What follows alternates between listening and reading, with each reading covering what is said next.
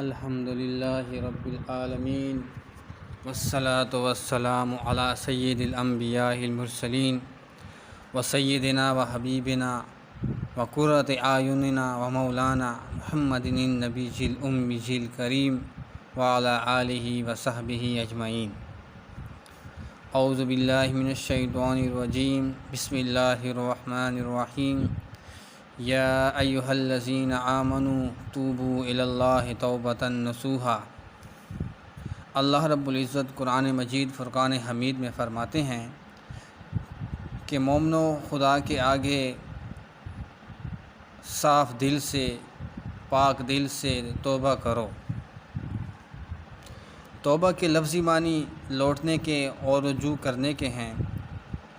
قرآن حدیث میں توبہ اس کا نام ہے کہ آدمی اپنے پچھلے گناہوں کے اوپر نادم ہو، شرمندگی ہو اس کو، اور آئندہ اس جیسا گناہ کے پاس نہ جانے کا عزم ہو، یعنی آئندہ جو بھی گناہ ہو وہ اس کے پاس نہ جائے۔ امام حسن بصری رحمۃ اللہ علیہ فرماتے ہیں کہ توبۃ نصوحا کا مطلب یہ بیان انہوں نے فرمایا ہے کہ آدمی اپنے گزشتہ عملوں کے اوپر نادم ہو اور پھر اس کی طرف لوٹنے کا پختہ عزم اس کا نہ ہو، یعنی پھر اس گناہ کی طرف جائے بھی نہیں۔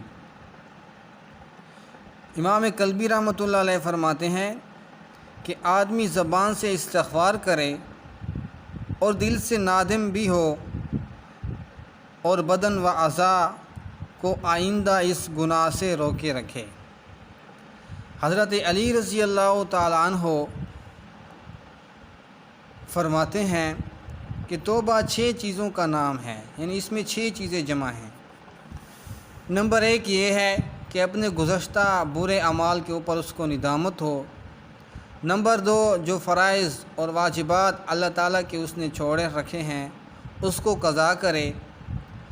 نمبر 3 کسی کا مال ظلماً لیا ہے تو وہ اس کو واپس کر دے۔ اور نمبر 4 یہ ہے کہ کسی کو زبان یا ہاتھ سے اس نے ستایا ہے اس سے وہ معافی مانگے۔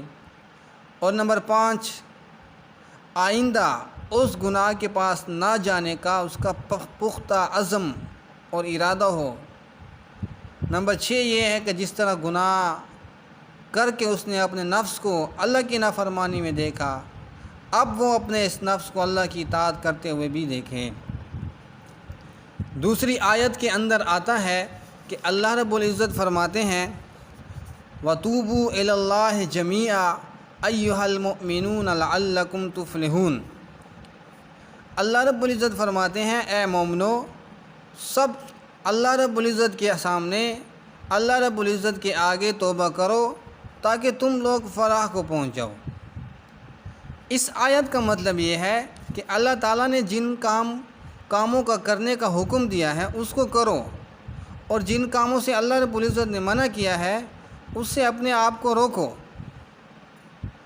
اللہ تعالیٰ کے اوامر اور نواہی کی تعمیل میں کوتاہی اور کمی ہوتی رہتی ہے، اسی لیے اس تکمیل کے لیے اللہ تعالیٰ کی طرف رجوع انسان کو کرنا چاہیے۔ ایک روایت میں یہ بھی آتا ہے کہ تمام بنی آدم خطا کار ہیں اور بہترین خطاوار یا خطا کار وہ ہے جو توبہ کرنے والا ہو۔ بعض مفسرین یہ بھی فرماتے ہیں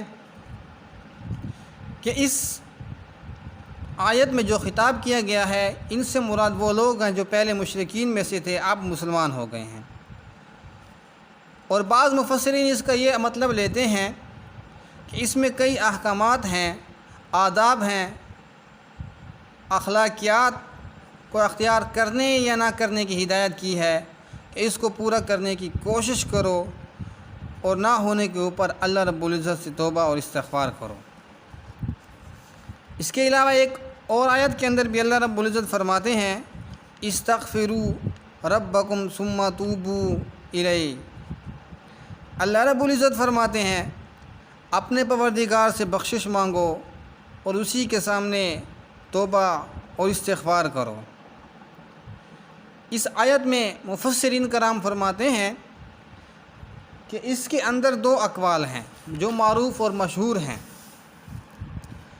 پہلا قول امام مقاتل رحمۃ اللہ علیہ فرماتے ہیں کہ اس آیت میں توبہ سے مراد شرک اور کفر سے توبہ کرنا ہے، اور دوسرا قول عام مفسرین رحمۃ اللہ علیہ اجمعین فرماتے ہیں کہ اس سے مراد ہر قسم کا گناہ ہے، کہ آدمی سے کسی قسم کا بھی گناہ ہو جائے تو وہ فوراً اللہ تعالیٰ کی طرف رجوع کرنا چاہیے اس کو، اور اپنے گناہوں کی اللہ رب العزت سے معافی مانگنی چاہیے۔ اس آیت کے اندر دو لفظ استعمال ہوئے ہیں، ایک یہ کہ استغفار اور دوسرا یہ کہ توبہ۔ استغفار کا تعلق پچھلے گناہوں سے ہوتا ہے، اور اپنے پچھلے گناہوں کے اوپر اللہ تعالیٰ سے معافی مانگے، اور توبہ کہتے ہیں آئندہ گناہ نہ کرنے کا اس کا عزم ہو، اور توبہ اسی کا نام ہے۔ پچھلے گناہوں کے اوپر اس کو ندامت ہو، شرمندگی ہو، اور آئندہ نہ کرنے کا اس کا عزم ہو۔ اسی وجہ سے صاحب قرطبی رحمۃ اللہ علیہ فرماتے ہیں کہ آدمی کو اگر پچھلے گناہوں کے اوپر ندامت ہی ہوتی رہے اور آئندہ گناہ چھوڑنے کا عزم نہ ہو تو یہ کذاب ہے، کذاب جھوٹوں میں سے ہے، اور اس کی توبہ بھی جھوٹوں والی ہے۔ اسی طرح استغفار کے بارے میں بھی علماء رحمۃ اللہ علیہم کی رائے یہ ہے کہ اسی وجہ سے کہا جاتا ہے کہ اس قسم کی توبہ خود اس قابل ہے کہ اس کے اوپر بھی توبہ کی جائے۔ رابعہ بصریہ رحمۃ اللہ علیہا فرماتی ہیں کہ ہمارا استغفار ایسا ہے کہ اس کے اوپر بھی استغفار کی ضرورت ہوتی ہے، اور ہماری توبہ بھی ایسی ہے جیسے جھوٹے آدمیوں والی توبہ ہو۔ تو دعا ہے کہ اللہ رب العزت مجھے اور آپ کو اس پر عمل کرنے کی توفیق عطا فرمائے، اور اللہ رب العزت سے ہر قسم کی جو بھی گناہ ہو جائیں اللہ رب العزت سے توبہ اور استغفار کریں۔ اقول قولی ھذا واستغفر اللہ۔